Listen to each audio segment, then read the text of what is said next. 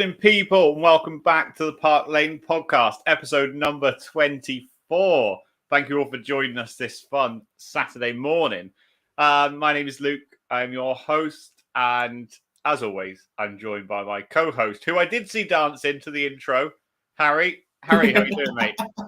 I'm very well, thank you. I forgot that you could see me in the corner. Yeah, I love that intro. It's always my favourite. Yeah, pleasure to be here. It's a Saturday. As I said, what more can I ask for? With you on Park Lane podcast, talking about Spurs on a Saturday morning.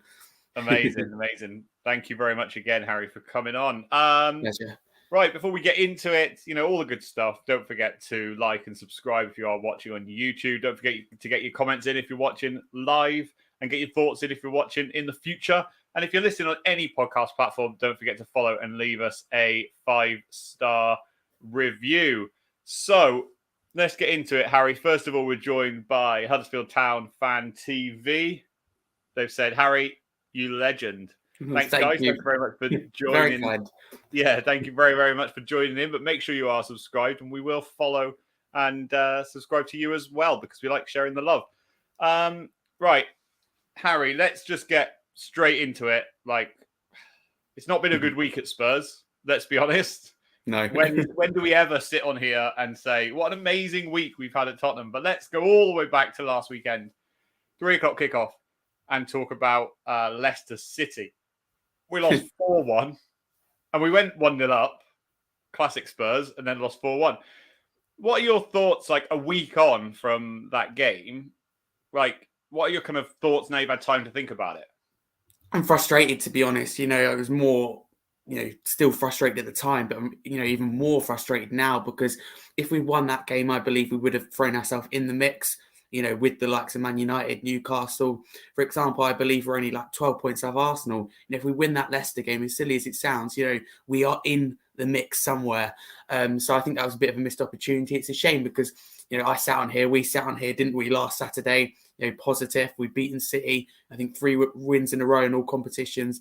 Going into that Leicester game saying, if we win, we really throw ourselves in the mix.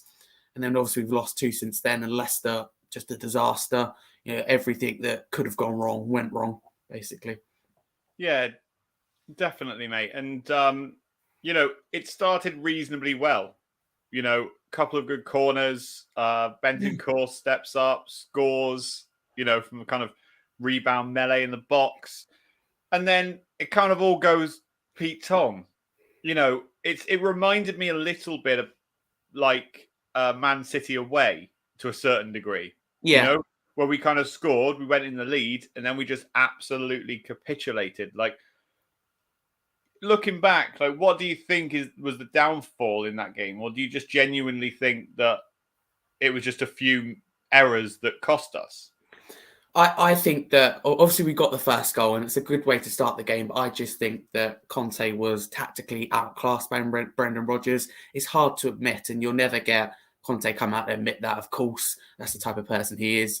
I don't want to be too harsh on him, his situation at the moment, but I believe he got tactically outclassed. I think Leicester came here with a good game plan and delivered it and got everything spot on, and it could have gone all wrong. We took the first goal, but they stuck at their game plan and they delivered it. I think we were terrible defensively. The likes of Kane were marked out the game, Kulusevski and Son, nobody knew that they're existent.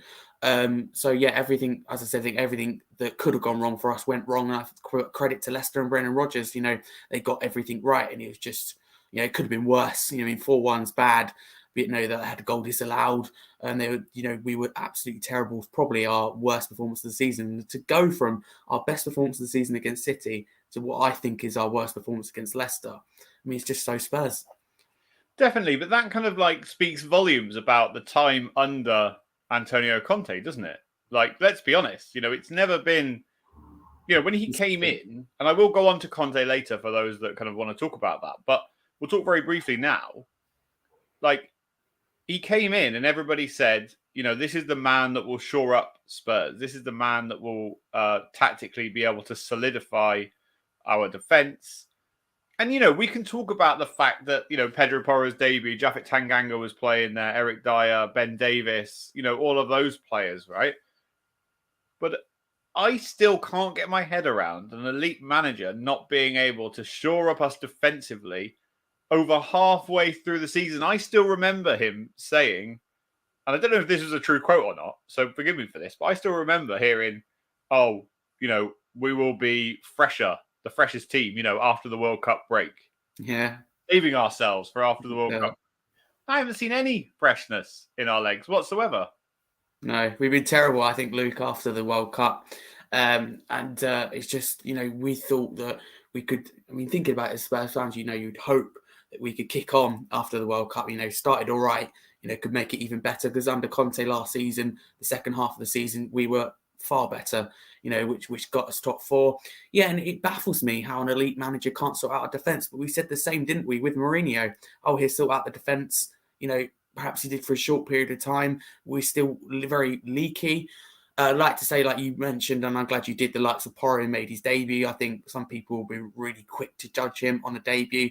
He's never played in the Premier League before. I think he needs time to adapt to the physicality and the speed of the English game. You don't realise, unless you're playing in another league, that he's come, he's Portuguese, come from Portugal, Portugal's league is completely different. So he needs time to settle. But I don't know why Conte threw him in there in what I think was a must-win game.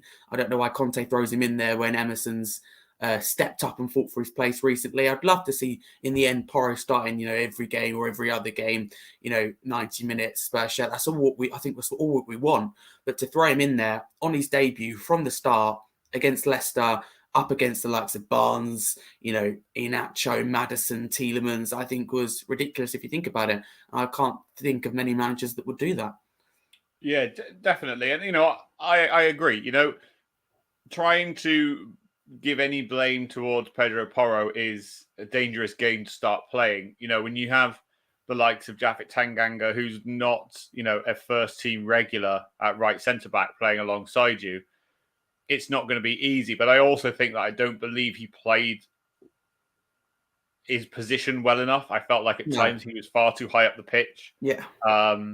And, they countered the counter-attackers, basically. But let's jump on to the comment here that says, didn't expect this result against Leicester and actually very surprised because Leicester haven't been that good this season. As far as Rodgers, I don't really rate him. The goals conceded were poor.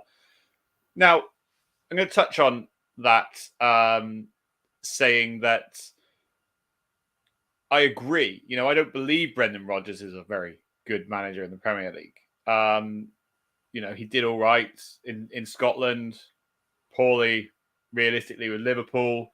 And he's doing a pretty poor job at Leicester. And let's look at Leicester's, goals they've conceded this season. The start of the season was awful for them. They've got a championship-level goalkeeper in goal. But then you flip back to Spurs. And Fraser Forster, who came in because of the injured Hugo Lloris, again played poorly. I don't believe that his ability to get down and save low shots was good enough. He used his feet too much. And I think they looked at his age and said, do you know what? Let's just get the ball low, stick it in the corner, and you never know what might happen. And it did work, definitely. But what's your thoughts on that there? That they've said about them being surprised about the result. Yeah, it's interesting. I think I said that I don't think it'd be easy. Leicester away with the players they've got. But if we're going to get any joy out of the game, I said we need to get the first goal, which we did. But also, we need to create chances and be clinical. And there was no creativity whatsoever. You can't be clinical if there's no creativity. And you look at that Leicester defence, and you look at Daniel Ward in goal. No offence, but you look at that defence, including the goalkeeper, and you go, we should have a field day against them. You should be scoring goals against them. We only scored one. And when you only score one goal in a game, when you're Spurs, that you're probably going to lose, knowing our defence. So although we were defensively shocking, I thought also going forward, really, really poor, lack of creativity. Even the likes of Bentancur, who got the goal, and sadly picked up an injury. I'm grateful he got the goal, but he didn't look at his best, lacked that creativity. And you've got creative players in there, like Bentancur, Kulusevski, Son, Kane, but there was no creativity in there. As I said, I think Leicester got their game plan spot on, and we were just annihilated, basically. But that's when Luke, an elite manager, should be able to go, right, something's not working, and change it. But Conte may make a substitution, or sometimes he makes this ridiculous 3 subs in a row, which completely disrupts the game. and some that don't make any sense. But he never has a plan B, and that is an issue as a manager because everybody knows that we play with like 3-4-3 or whatever you want to call it, 3-4-2-1, and everybody knows how we play, and it thinks predictable. It's the same under Mourinho towards the end, and same under Conte now. Teams know how we play and know that we have no answer for it. Like Leicester looked at it and we go low in the corner against Fraser Forster. We attack them, we pressed high, we mark Kane out the game. Easy, we're going to win this, and I think it's exactly what happened. I think it's really basic to play Spurs. I hate to say it, but I think it's really easy. You've got to come here and deliver your game plan. I mean, you think it's simple to beat Spurs if you understand Conte and the way we do things. So it's just frustrating, and there should be a plan B there. Definitely. And I'm going to come to this comment a little bit later because I don't disagree with it to a certain extent, but I have a lot of things to talk about with Antonio Conte. So we'll come back to that. So we did mention, before we move on to the Milan game, we did mention, the Bentancur injury. Sadly, it looks like an ACL injury. That's him out for the entire rest of the season. Our main talisman in the midfield, our main dictator of play. It's going to be a big loss for us. But I agree with you, Harry. I think that going back to Antonio Conte and changing it up, why not look at the game and say, look, this 5 at the back isn't working. Change the formation. Yeah. Why not Simple. go to a 4 at the back, move one of the wing backs and change them with Skip or Sarr and make it a 3 in midfield, be able to come and... But the same happened against Arsenal. We got overrun in midfield and he never, ever looks at changing that 5 at the back. And that is the problem. That is the problem. Common sense, this isn't working, Even earlier on in the season, this isn't working. Rather than loaning out Jed Spence, we'll play him as a right back, in his more familiar role, I suppose. Yeah. If he's not going to work as a right wing back. Or... either take Porro off or Perisic off and then shift everybody across and have Ben Davies at left back, Jaffet and Eric Dyer at centre back, or take Jaffet off, bring on Davinson Sanchez centre back. There are so many tactical options that could have been done, but none of them were implemented. And the substitutions, again, were far, far, far too late once the game has already been done. So anyway, I'm sick of talking about Leicester. Let's move on to the midweek game away in the Champions League in Milan. Now, the game, for those that live under rocks, and don't know what the scores are, the game finished 1-0 to AC Milan. And I don't think Spurs played badly in this game. I don't think we were bad at all. I thought we were very lackluster and I thought we were very slow, but I don't think that we were bad. And all the talk that we had about Fraser Forster, in the first 5 minutes when we actually conceded, he was absolutely outstanding. My talk of his inability to get down and get the ball, he managed to get down, get the ball, and get up and get the ball. But, unfortunately, that we still did concede. But what are your overall thoughts on the Champions League game? I thought, despite what you see on Twitter, I think we actually played okay. I think we lacked creativity, though, in the final third. But this is an ongoing issue. It's been all season. We don't have a Maddison or an Eriksen, which most teams have, maybe not to the same level. Arsenal have Odegaard, United have Fernandes, City have De Bruyne. I would probably pick out every team and say that they've got a creative player in there. Bentancur, although like you said, he's our talisman, he's creative. I don't think he's enough to do it on his own, like Arsenal have, for example. I hate to use them as an example, but at the end of the day, they are joint top of the league. They have Odegaard, Partey and Xhaka. And like I always say, I always compare, Partey's like our Bentancur. Xhaka, I think, is like Højbjerg, but we don't have their Odegaard, and that is what we miss. I think we played okay. I thought we fought to the end, and probably, if we're better in the final third, could have got something out of the game. I think we go into that second leg on the 8th of March, in a good place going into the home leg, and it could have been a lot worse, Luke. It could have been 2-3-0. There was opportunities, big opportunities, especially towards the end. Milan had to make it 2 or even 3. So at the end of the day, I don't want to say it's hard to say you're happy with a loss, but you're happy the position, you're going into that second leg. The first goal I'd, like to touch on as well that we conceded. I thought Fraser Forster made a couple of excellent saves, but I thought it was really poor defending from the likes of Romero, Dyer, even Perisic and Lenglet were too slow, I think, to get across and help. So I thought generally that first goal was was of our own making. And I think Fraser Forster done the best he could, and credit to him for that. But yeah, I think we go into the second leg with confidence, and we're still in it, and we have a big opportunity. Definitely.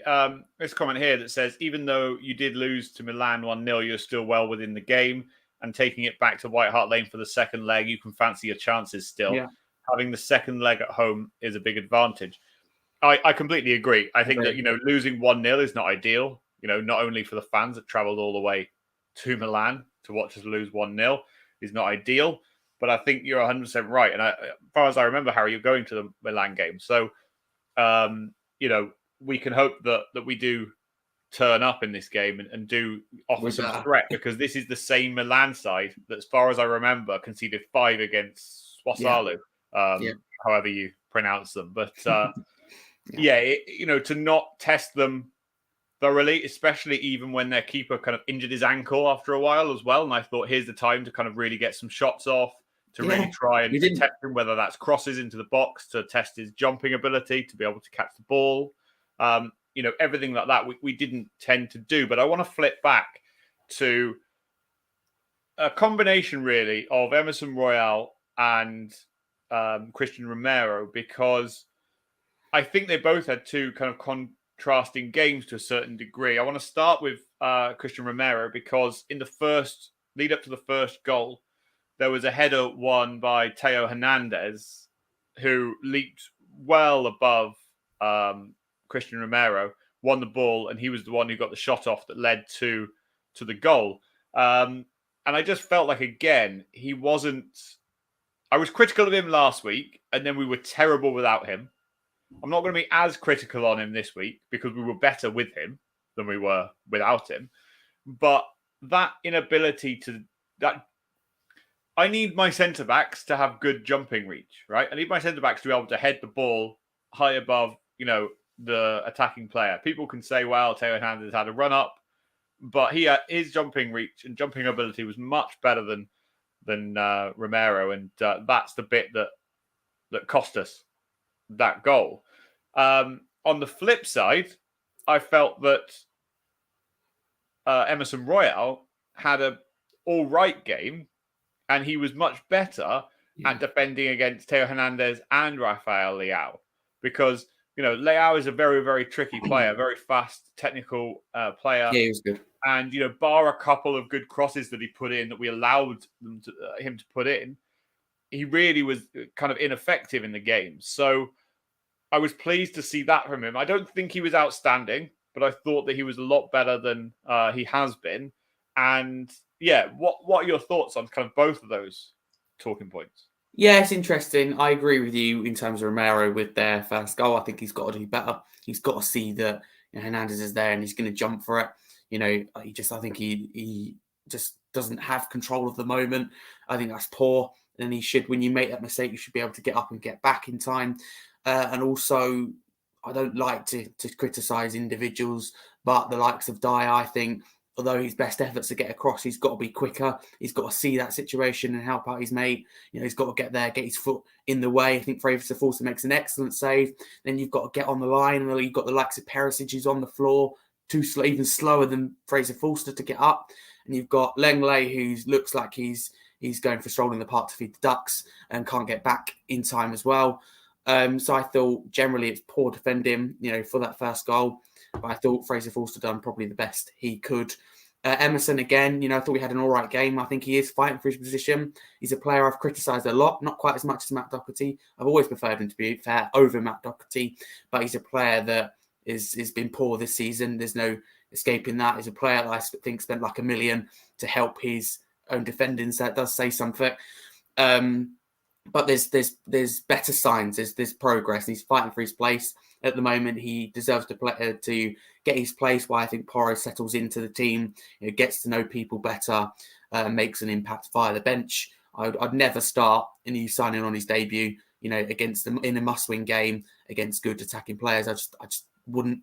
So I think that was ridiculous of Conte to do, and I think I only blame Conte for that. But yeah, I thought Emerson had a good game as well against Milan. But Romero, he's our best defender. I don't think it's that much debate about on that.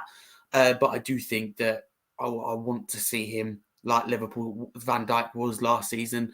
Arsenal, Saliba, Man United, Martinez. I want to see him step up even more, and perhaps start getting his name on the score sheet from corners, from set pieces, and really demanding and bossing, if you like, that defence, because I want to see him also vocally leading by example. I like when he charges. Like when we lack that creativity, that's when someone like against Milan, someone like Romero should have drove.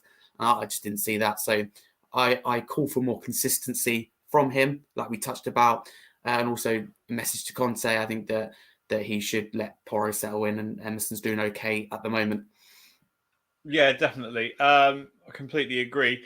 On the flip side of that, we had an issue in defence, and both you and I were on Holly Agrambar's show on Monday night, and we talked about who was going to play in midfield, and for me, the only choice, because with Højbjerg suspended and Bentancur injured, the only choice was to play Skip and Sarr.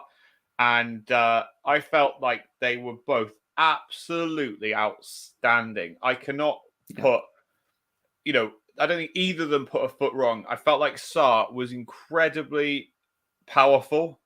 I felt that he used his strength. He's a tall guy as well, so I felt like he used a little bit of pace that he's got.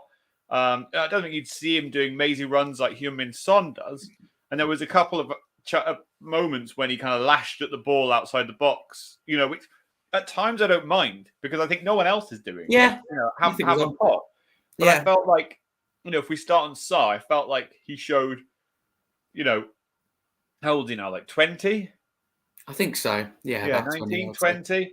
Felt like he showed, a massive presence in that midfield. I felt like he stepped up against some of the best players, in European football because, looking like Olivier Giroud, Theo Hernandez, Rafael Leao, there's lots of good players in that Milan side. And I felt like he fought hard. Yeah. He won the ball back. And, I was really, really, really impressed. So let's start with him, with Sarr. What were your thoughts on Sarr's performance? Well, firstly, I think they've both done us proud in midfield against Milan. With Sarr individually, that's another example of him being thrown into a game unexpectedly, like he was against Arsenal, and not putting a foot wrong. Really, I don't think, like, for example, Bentancur and Højbjerg, two great players. Bentancur especially is going to be a huge miss this season, right? But I don't think we noticed their absence in midfield. That I thought Sarr and Skip were that good that that wasn't what we were lacking. They didn't put a foot wrong, controlled the play. Sarr, in particular, having a pop, like you said, from distance, although they weren't anywhere near the goal. I like to see that because lots of our players are scared to do that. And when things aren't working, you've sometimes just got to pull the trigger and have a go. And you never know. Keeper could make a mistake. Could go out for a corner, things like that. So yeah, I thought they've done us proud in midfield.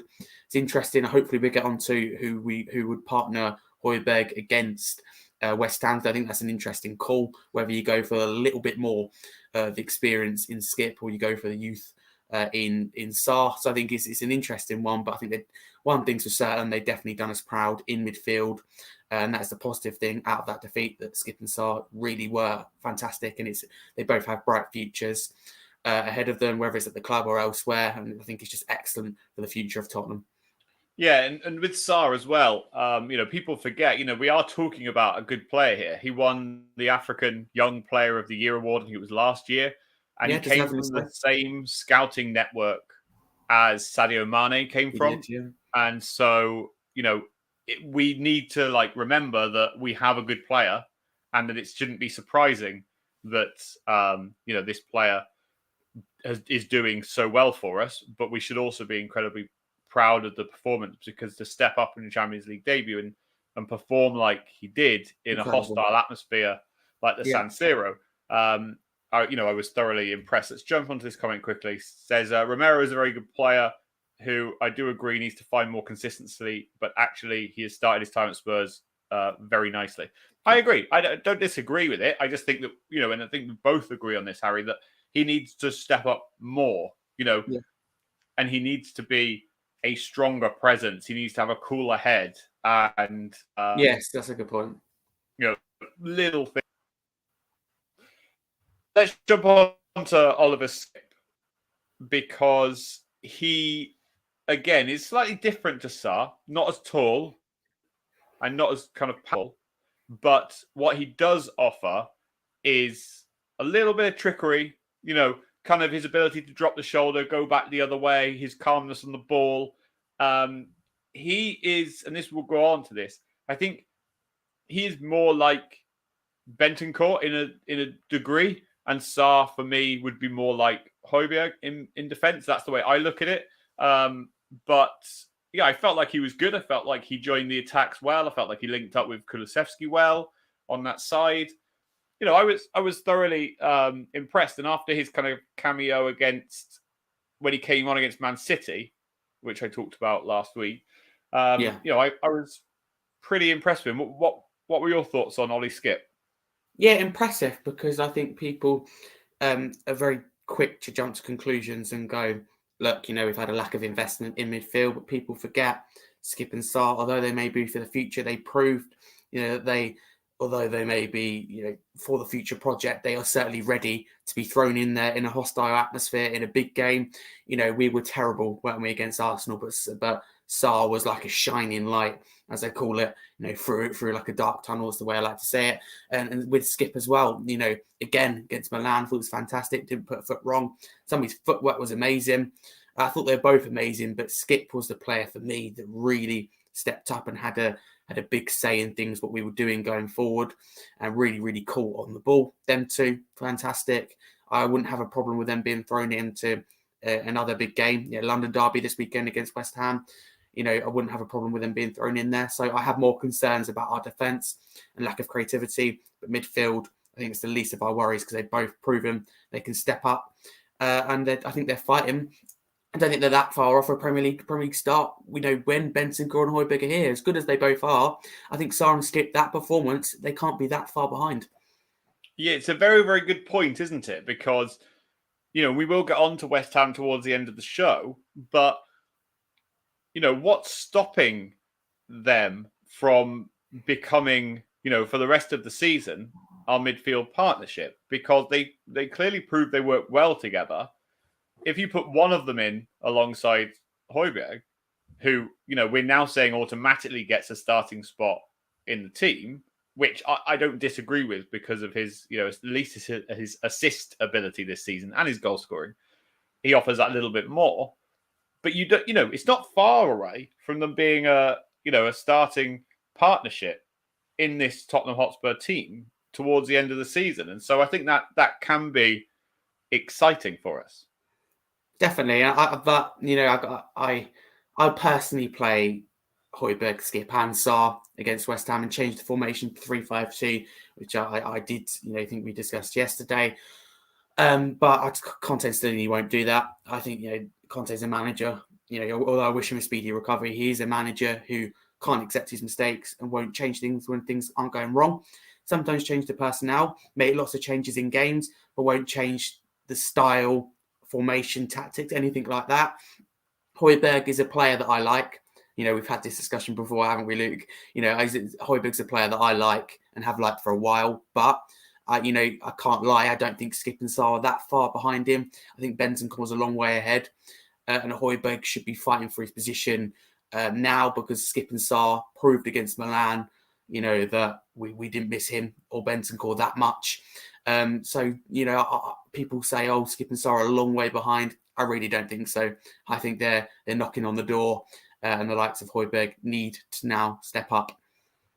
Yeah, definitely. Let's move on then, as you did touch on our manager, Antonio Conte, because, the last couple of games that we've seen him step back into the managerial role, I think we talked on Monday on Holly's show that he is not being well enough to, stand in the touchline and to kind of dictate, what happens off the pitch. We do have to remember, and I will keep touching on this, that he has, lost two very good friends, a close colleague of his this year. And, now he's gone for his gallbladder surgery, and he always wants to be there and be on the touchline. But the news has now come out that he's going to stay in Italy with his family whilst he recovers. And as bad as this sounds, don't think it's a bad thing. What's your thoughts on this? Luke, I agree, and I hate to admit it, but the reality is Conte came back for 2 games and we lost them both, and we beat Manchester City with Stellini in what is arguably our best performance and probably even best result of the season. Personally, I think Conte looked at that game excited, thought we're in a good place, and rushed himself back. I think he's absolutely obsessed with football. I mean, we all are, but I think we could all keep away if it was a sake for our health. So yeah, it was silly that he came back far too early for me.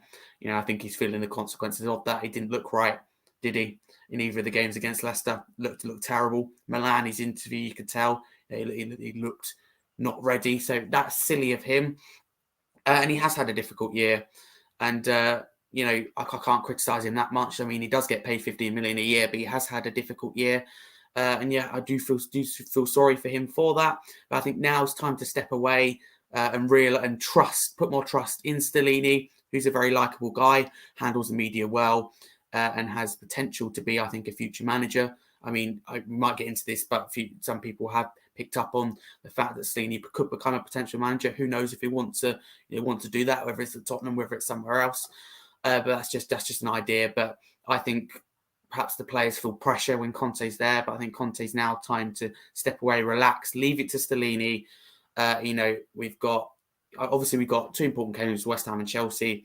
But I'm sure he still has some kind of communication, some kind of form of getting his message across to Stellini, contact with the players. So it's like he's there basically anyway. But yeah, I think it was silly for him to come back, and I think he's feeling the consequence of that. But I do wish him a speedy recovery. Has to put his health first. As that comment says there, health comes first and football does come second. And sometimes it's hard for all of us to admit, as much as we love football, our health and somebody else's health does come first. And that is just the reality. Yeah, 100%. Just reading this comment here saying, I fear Conte has put his health first because it's the most important thing. But, whoever is running this Huddersfield fan TV account must be something to do with one of these Twitter warriors of Spurs, because some of these comments here, I think the problem lies with Levy not backing Conte. This is clear lack of creativity and defensively a bit shaky. And this isn't a Conte problem. 15 managers before him couldn't do much because of the lack of investment by the board. I completely and utterly disagree. 1,000% by this. Really? This is 100% an Antonio Conte problem. Wow. 100%. 100%. Look at the terrible, terrible football we have played under Antonio Conte this season. Not backing a manager. We spent over 400 million since 2018-19. And this whole lack of investment is bullshit. Sorry, Harry. I'm very sorry. No, you're fine. I'm gonna have to disagree with you, though. I'm afraid. I think Conte. I've come on here and criticised him. His stubbornness is an issue. Lack of plan B is an issue. I think it's time to change formation. And the football we're playing is awful, and the results are awful, and you can't excuse that. However, at the end of the day, he's an elite manager and proven winner who's won elsewhere, and if the likes of Mourinho and Conte can't win a trophy at the Spurs, then who can? Conte, I think, is part of the problem, but not the problem. But I agree with that comment there from Huddersfield Town TV. To be honest with you, that. Looking at our defence here, we've had 2 centre-backs in, 6 years, and one of them is Rodon. But I understand there's so much Levy the ball can do. I think we had a decent 6 out of 10 window, and the centre-back would have made it elite window. So excuses are running out for Conte. However, lots of managers have failed now to win here.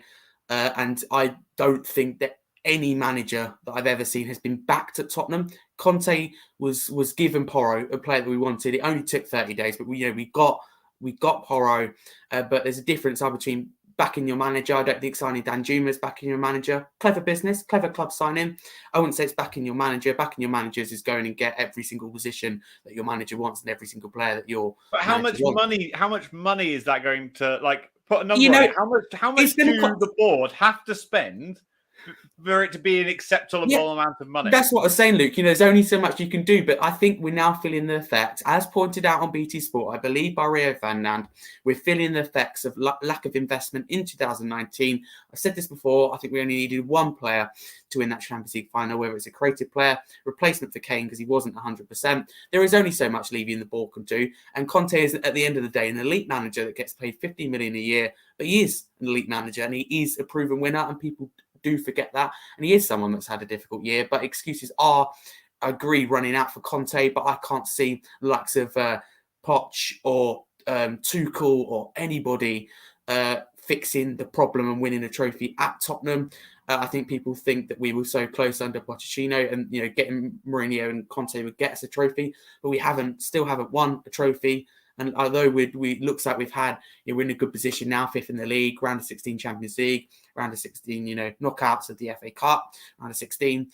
But our performances and results haven't been great at all the whole season. So, especially since the World Cup. But yeah, there is only so much that Levy and the board can do. And I say admire them on a football side of things, but Levy does need to step away from the football side of things. He doesn't have a clue what he's doing. How much money does that Levy have to spend for fans to say that a manager has been backed? I would need a number. How much? But that comes down to poor recruitment, which is partly down to Levy. I think that we've wasted a lot of money. For example, I read somewhere, I can't remember the exact statistics. We've got millions and millions of on loan. I can't remember if it's 100 or 200 million, might be more on loan. Yeah, I think the recruitment has been even worse than the investment. I think the investment's been there, and people forget the stadium debt and that. But what I don't get is why get elite managers and then, say we haven't got any money, we're not going to fully back you. Then surely you'd be better to go down the Pochettino route, the Ryan Mason route, the Graham Potter type route, and go youth and go not spend as much money. I wouldn't have a problem with that. But, it's strange. You've either got to go for an elite manager and spend like Chelsea and City do, which I don't expect us to do, by the way, or go down a younger manager route and go down the younger player route with small amount of investment. I just don't think that we know what we're doing at the moment. You've done a very good job of being a politician, Harry, but how much money do we have to spend before people get off Levy's back? Well, I'm not going to answer that question, you see. I'm not going to put a statistic on that, but we had a 6 out of 10 window, right? Decent. Fair enough. As I said, the excuses are running out for Conte, but still, if you look at our defence, that is an under-invested defence. They get criticised for this, but lots of those players won't get into a championship team or even another Premier League team. I don't think they'd get anywhere. As I said, there is only so much that Levy and the board can do, and Conte should be getting more out of the players. This is something we've touched on. However, Levy, you can't sit there and go that Levy's innocent. No signings for 2 years under Pochettino. That is the reason why we didn't win a trophy. Yes, we had the new stadium. It's fantastic. Business side of things were great. Football side of things were not. Levy, perhaps he has an intention there. I think spends the money, but I just don't think he knows what he's doing. That's when he steps back. Good businessman. If you read, if you search on Google, Wikipedia, he's a businessman and he doesn't know any more than we do about football. So stick to that. Give more power to Paratici. Or if you don't trust him, another football director, because surely that's the point of a football director. But yeah, as I said, there's only so much that they can do, and Conte, needs to be getting more out of the players, or Stellini now needs to be getting more out of the players, and you can't ignore that. Okay, so you refuse to answer how much money. That's fine. I'm not answering that. I'll leave it. I'll leave it at that. This question here, big up to Huddersfield Fan TV, because it was great input. I really enjoyed all of these questions. So make sure you keep joining in, and if you like football, go over to their channels as well. But this question here: why have other managers not worked out? Step away from Pochettino for a second and move to Mourinho, Antonio Conte. Those are the two I really want to talk about right now. Okay. Why have they not worked out? Okay. We could use the argument, because this is the easy argument, in my opinion, that they have not been backed. They have not been bought the players that they want. To a degree, we don't 100% know that's true. We don't see the list of players that they want, written down on a piece of paper. Why have those two in particular managers not worked? I'm removing Nuno from the equation because we tried to get Conte. He wouldn't come, so we just went for Nuno. So I'm removing him because it was a pointless managerial appointment, though. Yeah. That is also down to Levy. But who else at that time would they have gone and got in? There was lots of names floated around. There was names of Gattuso who can step no closer to my club than, anybody. Nobody wants to come to us. Nobody wants to come to us. No, you can't blame them. They know they're not going to win a trophy, and they know they're not going to be backed. I mean, at the end of the day, no, Luke, they don't know that. They know that if they believe in their own ability as a footballing manager, they should know they can win something. Anybody who's egotistical as the two people, Antonio Conte and Jose Mourinho, would know and would love to be able to win a trophy at Spurs because they would turn out to be a question hero. for you then. Wait, but question, why? No, hang on. Question for you though: why has Mourinho won a trophy every single club apart from Spurs, even Roma? After Nuno's now won a trophy. Oh yeah, well done to him. Nuno's now won a trophy with his club. What's the answer to that? Winning the Conference League. It's a trophy. Well done. Look at Mourinho's career. Okay, so why didn't Mourinho win with Spurs in the Premier League?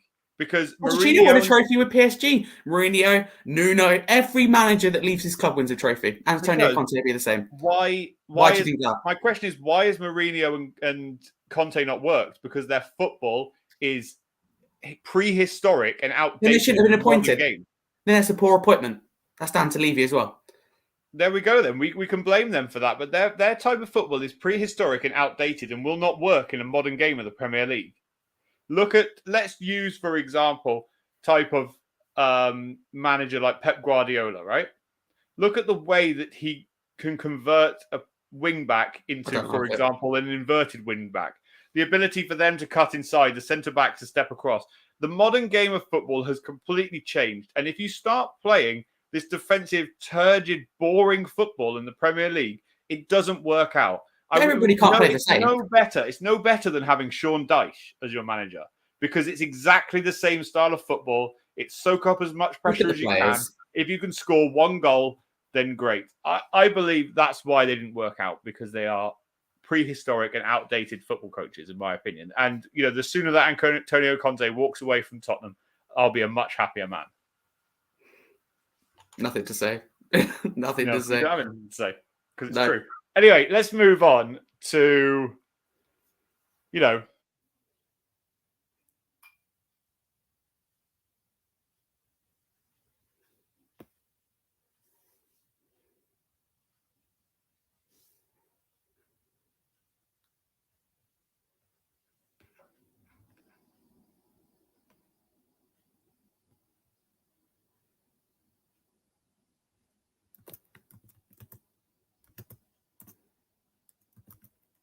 Sorry. Slight internet issue there, but there were many times that I mentioned about Antonio Conte pre-Christmas that I didn't believe he would stay until the end of the season. Or stay past the end of the season, I should say, and Spurs would go straight back to Mauricio Pochettino. Now, we can talk as much about how it would be a poor choice, poor manager choice, but as a football fan, I want to see exciting football. The other thing that I believe is that flip to next season, we would see 4 at the back.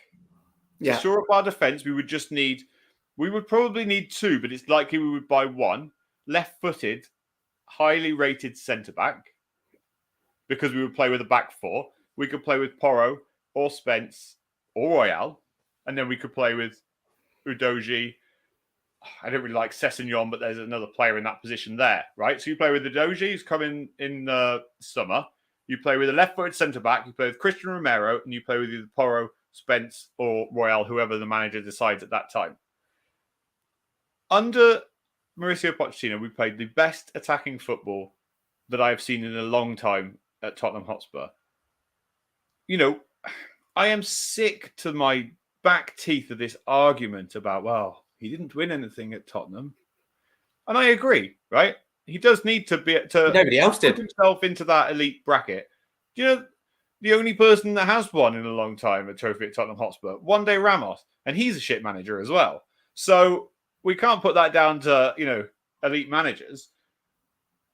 Mauricio Pochettino, I would be much happier watching attacking progressive football under Pochettino than I would to sit there another week and have to watch us play this defensive, terrible football. Because it's not only defensive football. It would be different if we were winning 1-0 every week. We can't keep a clean sheet. We can't No. we can't stop conceding 2 or 3 goals. This guy, unfortunately, has had far too long. And as much as anybody says, he is not winning anything at Spurs unless he wins the FA Cup this season. That's the only opportunity he's got to win anything at Spurs. And, I believe that's the best choice, but maybe I'm wrong, and I'll be slated all over the internet for it. But that's my opinion. What are your thoughts on this? Because people say don't go back to an old manager, don't go back to something that didn't work. But the only part that didn't work was when he was fed up with Daniel Levy after the Champions League final for not being given what he wanted. And it was around the time of we'd spent so much money on Wembley, and then we were obviously building the new stadium. And people can say this is excuses, but it's fact. There isn't. Look at Arsenal when they built the Emirates Stadium. Yeah. It takes a hell of a lot out of a football club. And the amount of money we spent at Wembley to play there twice a week for a long time was crazy. And so, what I believe now is that for him, even if he would, I don't even know if he would want to come back. I believe he would. You see him all the time in his Spurs stuff, and golfing with the ex-Spurs legends and whatnot. But so I believe he would come back. But there would have to be a conversation, I believe, between him and Daniel Levy to say, I need recruitment. I need something. But I would much rather watch us go toe-to-toe against Liverpool, watch us go toe-to-toe against Arsenal, watch us go toe-to-toe against Man United, and press high up the pitch, press from the front. He would have the ability to, at times, drop Kane back and play with another striker up front. There are so many possibilities under this, and I cannot see why more people aren't interested in it. And the more and more we look at it, and the more and more we talk about it on Twitter, people are also coming to that conclusion as well. But anyway, sorry, I've gone off on one today. What are your overall thoughts on that? I would take Pochettino back any day. I think we've had this discussion before. I think for now, stick with Conte and hope that we can win something, whether that be Stellini. I don't know. It'd be crazy to get rid of, whether it is sacked or he walks. It'd be crazy, to get rid of Conte when you still in the Champions League, still in the FA Cup, and top four still for grabs. Although it looks unlikely, but still, in a better position than Liverpool, Chelsea are in the table at the end of the season. I mean, my dream would be Conte to stay to the end of the season, or Stellini, win trophy, win the FA Cup, and then leave, then Pochettino to come. I think that what I want to see more of, I want to see more youth. Arsenal under Arteta, the youth. Chelsea still have youth in their team. We don't. Obviously, we had Skip and Sarr, but Conte's very reluctant to try out young players, a bit like Mourinho was. And that's the only thing that frustrates me about elite coaches. Right now, we're playing terrible football with terrible results. And I can tolerate it. I said the same under Mourinho, same under Conte now.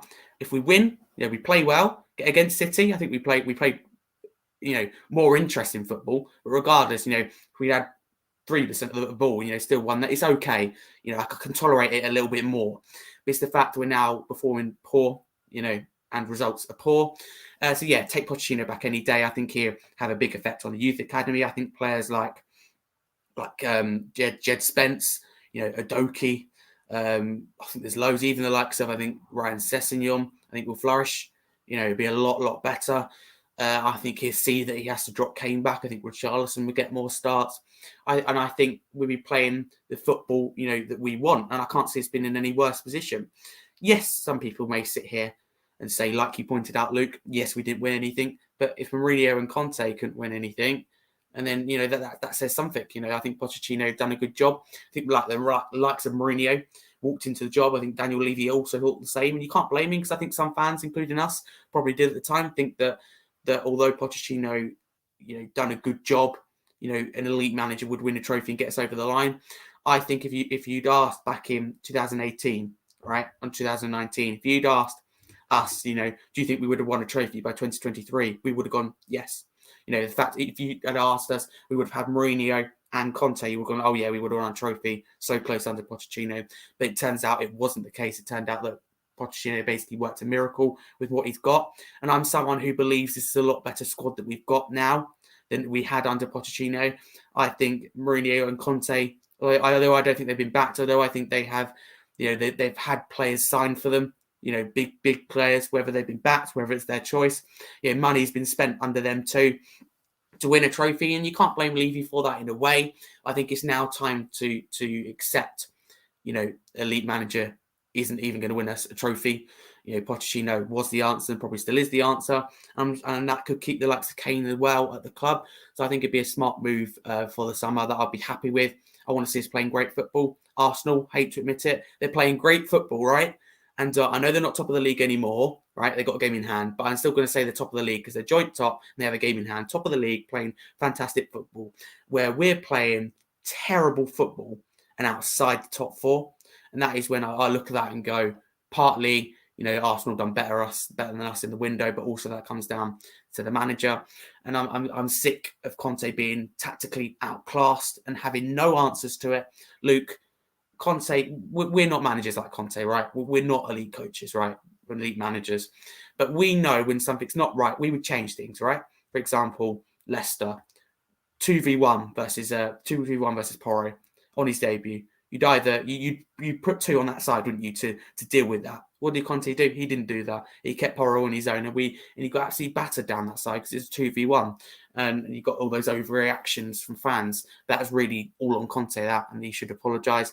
I think Levy, not many fans would like what I'm going to say, but I think Levy has to apologise to Pochettino for getting back, because I think he showed him a lack of respect by sacking him after what he's achieved. Kind of sacking him, leave immediately. I think after what he'd achieved, the amount of finals, semi-finals we got to, where we'd finished in the league fighting for trophies, I think that is where, for me, that is one of the reasons why I am Levy in particularly out, is that, in that situation, the likes of Arsenal with Arteta stuck with him. I didn't expect to throw cash. I don't expect to spend money like Chelsea and City. Even without no signings, he had to accept that season where he got sacked, that it's not going to be the fantastic season. It could have been turned around, couldn't it? But just got to accept and focus on next season. I think it was wrong to sack Pochettino that early on in the season. I know how bad we've been, but you had to look at the bigger picture. Rush of blood to the head, listen to what a few fans were saying. That is, moving on slightly, that is where I feel slightly sorry for Levy, because I do believe that he does listen to the fans. But when a couple of fans say something, a manager out, I think he does listen, and he needs to sometimes look at the bigger picture. But yeah, quick summary of that. I'd have Poch back any day. Better football, I think would be a better place. I don't want him back I don't want him until the summer, and I do think he will come to Spurs. That's a good idea for the summer. Yeah, I think you're 100% correct with that. At least we don't have to argue on that point.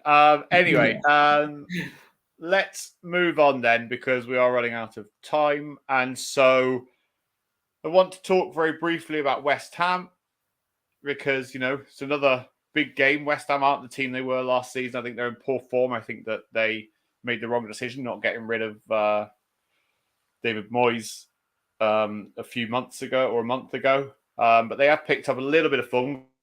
Got a draw last week. I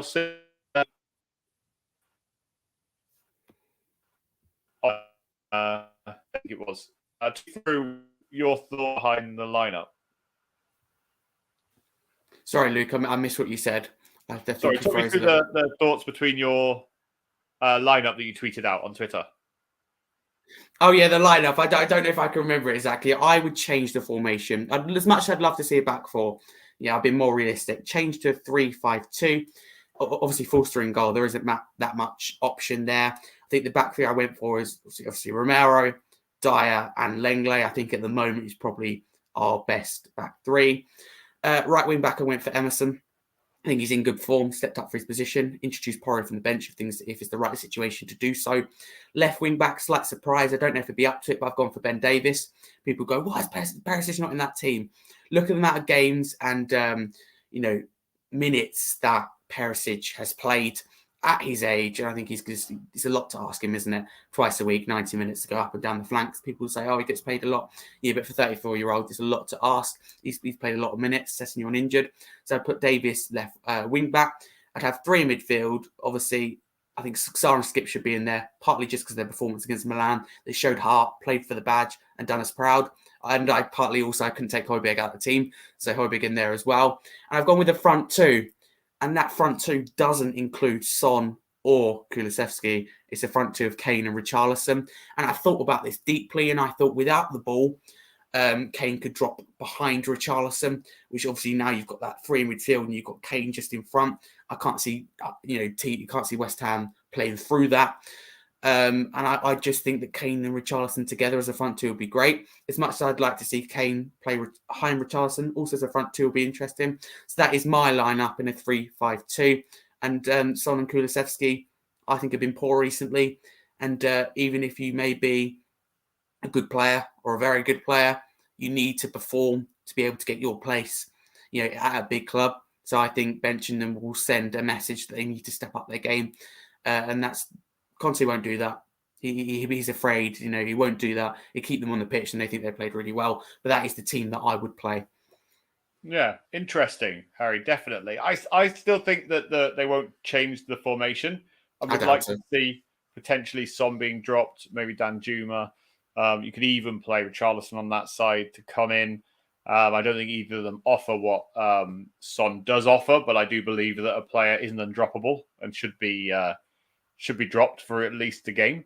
But the interesting part for me is who, let's say we do play with a two in midfield, who joins Højbjerg?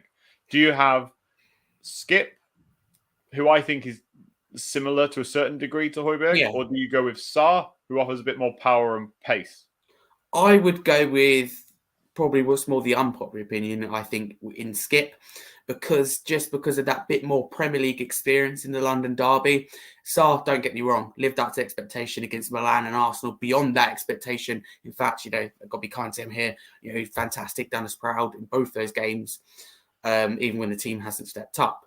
But Skip has that little bit more Premier League experience, and in the London derby, I think little things like that can make a difference. A little bit of experience, and we've been poor defensively, for a while now, especially since the World Cup. And Skip, I think, is having almost two defensive midfielders in there, and I think that will break down any West Ham counter-attack personally. And I believe that the likes of Kane and Richarlison will be able to do it on their own. People will look at my team and go, "Where does their creativity come from?" Well, that's when for me, the likes of Romero has to drive. The likes of Davis, Emerson can make a difference on the wing. And I believe Højbjerg has stepped up on the creative side of things as well, as we discussed. I think he can step up and do that. So that is my team, and I'm willing to hear opinions about it and what people would change. Yeah, no, definitely. I personally would play Sarr because I think that they would be too similar in my opinion. Plus, Højbjerg usually plays on the right, if I remember rightly. Yeah. And Skip usually plays on the right, and then Sarr usually plays on the left. But, it can be changed. I think they will complement each other, being able to drop deep and then press forward and things like that. We will see. I also think that Højbjerg's lack of tackling ability would see Sarr being able to cover. But I don't see us losing this game. I can't see us losing to West Ham. No, I can't. But for everyone that is watching, get your score predictions in to the chat now, and we'll see what you all think. But Harry, I'll come over to you first, mate, and ask you what you think the score's going to be. I'm up for this, right? I usually go into games, as you know, Luke, you haven't known me for long, right? But I do go into games going, we're going to lose. I take one look at the defence, look at our form. Club, I don't think is in the best of place, but it hasn't been for a while now this season. It's a London derby, as I said, up for it. I hope the club are. It's their cup final, and they think they're massive. Last year they're going on about they're massive, and the thought of them being in the championship next season is great. You can't be massive in the championship, surely. So yeah, I'm up for this. I'm going 3-1 Spurs, and I think Kane will score. And I think Son and Kulusevski will also score a goal for each of the front three, which will be great for confidence levels. I don't think it'd be easy. 3-1, people will go, it's probably going to be a stroll in the park. It's never going to be against West Ham. They're up for it. It is their cup final. Their fans don't want to hear it, but they're up for it. They've got no bigger game in the season. They're up for this. We must make sure we are, because I went to the game, their first game that they played here at our new stadium, Tottenham Hotspur Stadium, and they did win 1-0. We can't let that happen again. That was embarrassment at the time. So and I wouldn't take a point either. This is a not necessarily a must-win game, but it's a game that we want to win, and we want to do it without any major challenges. So yeah, I'm going 3-1 Spurs. Perfect. I'm going 2-0 Spurs. I want to see a clean sheet this weekend. Yeah, that'd be nice. I think that we'll see. I think he'll play Porro, but I think he should play Emerson Royale. And I expect to see Sarr and Højbjerg in midfield, and I would like to see Son dropped, even if it's for 45 minutes. As I think that, I believe that we can still beat a West Ham team without Heung-min Son in the team. So that kind of wraps us up. Thanks to everyone this morning that has joined us. We'll be back every Saturday morning at 11 a.m. Don't forget to stick it in your diary. Harry, you have a new show on your channel on Scarfy Spurs Talk, so tell everyone about it. Thank you. Yeah. Yes, I have a new show on Scarfy Spurs Talk, which, as you know, I'm probably the founder of independent hub and fan channel. And I've been working on my YouTube channel for a long while now. More content, stuff like post-match reactions, pre-match previews, and now live shows every Monday, 8 p.m, where I have guests on. So we'll be going live Monday. I'll be joined by football manager, content creator Davids, which you may know, also has his own YouTube channel. I'll be joined Monday, so I'm looking forward to that. So yeah, please tune in, but also importantly, make sure to subscribe to the podcast, to subscribe to Park Lane Podcast, and follow us on all socials. Oh, thank you very much, Harry. As you said, go over to Harry's channel, support him, and show him some love on Monday nights at 8 o'clock. So that's kind of been it for today. Make sure you're subscribing to the channel. Make sure you're following on all podcast platforms. And if you want to follow me on social media, you can at Luke_Park Lane. More importantly, follow Park Lane Pod. That's Park Lane Pod on all social media, and Park Lane Podcast on YouTube and podcasting platforms. So thank you all very, very much for joining again this week. We've enjoyed the chat. Get your comments in. And, let's hope for a Spurs win this week. So as we always say on this show before we finish, a big come on, you Spurs. Come on, you Spurs.